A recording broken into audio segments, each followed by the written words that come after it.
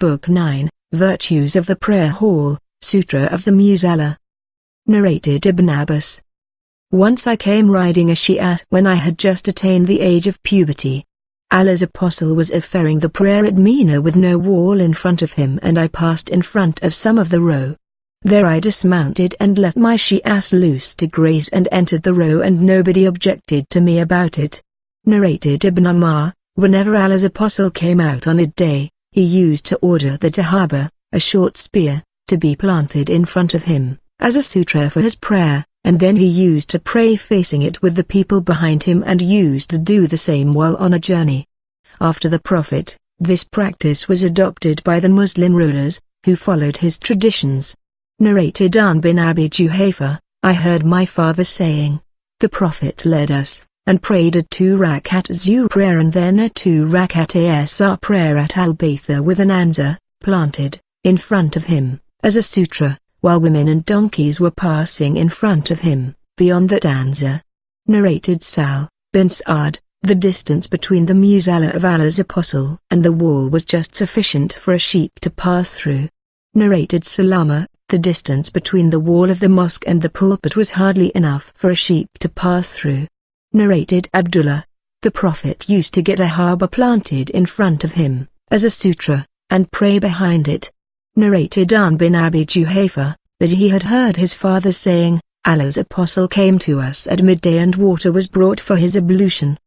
He performed ablution and led us in Zuhr and Asr prayers with an anza planted in front of him, as a sutra, while women and donkeys were passing beyond it. Narrated Anas ibn Malik, whenever the Prophet went for answering the call of nature, I and another boy used to go after him with a staff, a stick or an anza and a tumbler of water, and when he finished from answering the call of nature we would hand the tumbler of water to him. Narrated Abu Juhayfa, Allah's apostle came out at midday and offered a 2-rakat Zuhr and Asr prayers at Al-Baytha, and an anza was planted in front of him, as a sutra. He performed ablution and the people took the remaining water left after his ablution and rubbed their bodies with it. Narrated Yazid bin al-Ubaid, I used to accompany Salama bin al-Aqwa and he used to pray behind the pillar which was near the place where the Qur'ans were kept. I said, O Abu Muslim, I see you always seeking to pray behind this pillar. He replied, I saw Allah's apostle always seeking to pray near that pillar. Narrated Anas, I saw the most famous people amongst the companions of the Prophet hurrying towards the pillars at the Maghrib prayer before the Prophet came for the prayer. Narrated Ibn Umar, the Prophet entered the Kaaba along with Usama bin Zayd, Uthman bin Talha and Bilal and remained there for a long time. When they came out, I was the first man to enter the Kaaba. I asked Bilal, where did the Prophet pray? Bilal replied, between the 2 front pillars.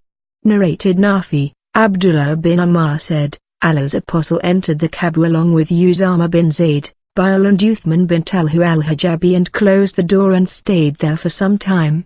I asked Bilal when he came out, what did the Prophet do? He replied, he offered prayer with 1 pillar to his left and 1 to his right and 3 behind. In those days the Kaaba was supported by 6 pillars. Malik said, there were 2 pillars on his, the Prophet's, right side. Narrated Nafi, the Prophet used to make his she-camel sit across and he would pray facing it, as a sutra. I asked, what would the Prophet do if the she-camel was provoked and moved? He said, he would take its camel saddle and put it in front of him and pray facing its back part, as a sutra. And Ibn Umar used to do the same. This indicates that one should not pray except behind a sutra. Narrated Aisha, do you make us, women, equal to dogs and donkeys?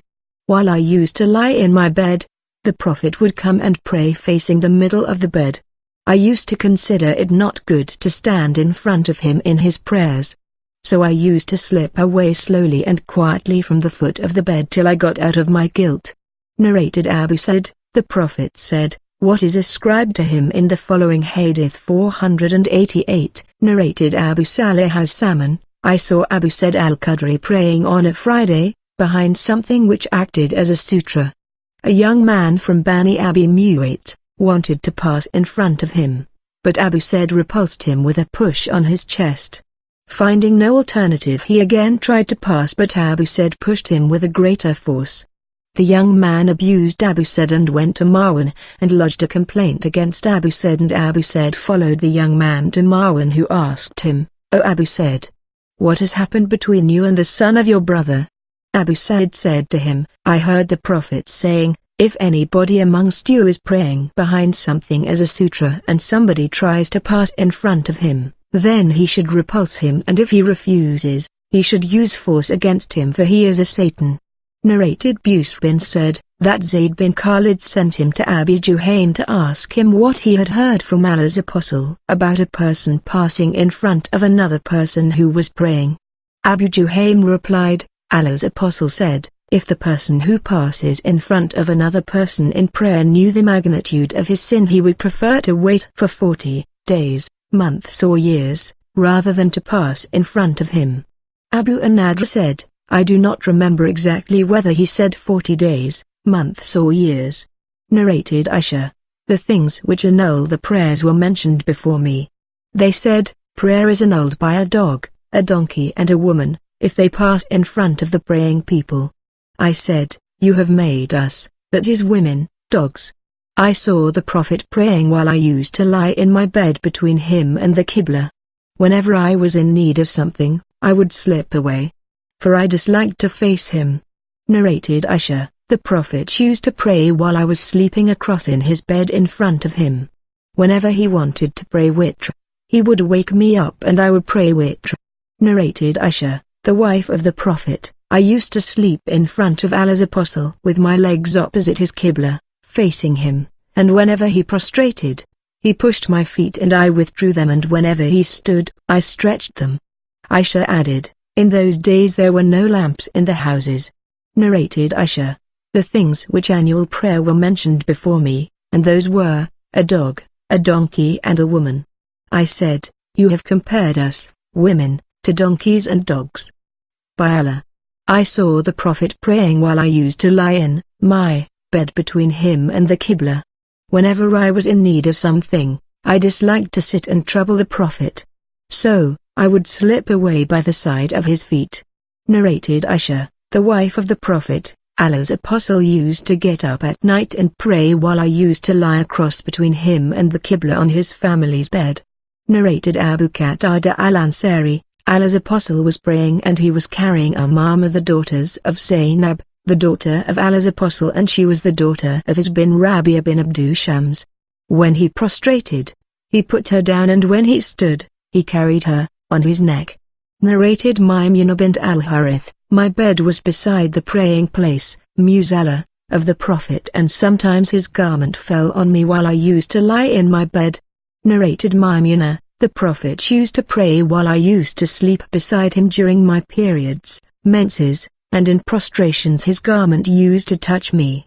Narrated Aisha, it is not good that you people have made us, women, equal to dogs and donkeys. No doubt I saw Allah's Apostle praying while I used to lie between him and the Qibla, and when he wanted to prostrate, he pushed my legs and I withdrew them. Narrated Amr bin Maymun, Abdullah bin Mas'ud said, while Allah's Apostle was praying beside the Kaaba, there were some Quraysh people sitting in a gathering. One of them said, don't you see this, who does deeds just to show off? Who amongst you can go and bring the dung, blood and the abdominal contents, intestines, etc., of the slaughtered camels of the family of so-and-so, and then wait till he prostrates and put that in between his shoulders? The most unfortunate amongst them, Uqba bin Abi Mu'ayt, went and brought them, and when Allah's Apostle prostrated, he put them between his shoulders. The Prophet remained in prostration and they laughed so much so that they fell on each other. A passerby went to Fatima, who was a young girl in those days. She came running and the Prophet was still in prostration. She removed them and cursed upon the Quraysh on their faces. When Allah's Apostle completed his prayer, he said, O Allah, take revenge on Quraysh. He said so thrice and added, O Allah, take revenge on Imr bin Hisham, Utbah bin Rabia, Shayba bin Rabia, Al-Walid bin Atbar, Umayyah bin Khalaf, Uqba bin Abi Mu'ayt and Amara bin al-Walid. Abdullah added, by Allah, I saw all of them dead in the battlefield on the day of Badr, and they were dragged and thrown in the Ghalib, a well, at Badr. Allah's apostle then said, Allah's curse has descended upon the people of the Ghalib, well,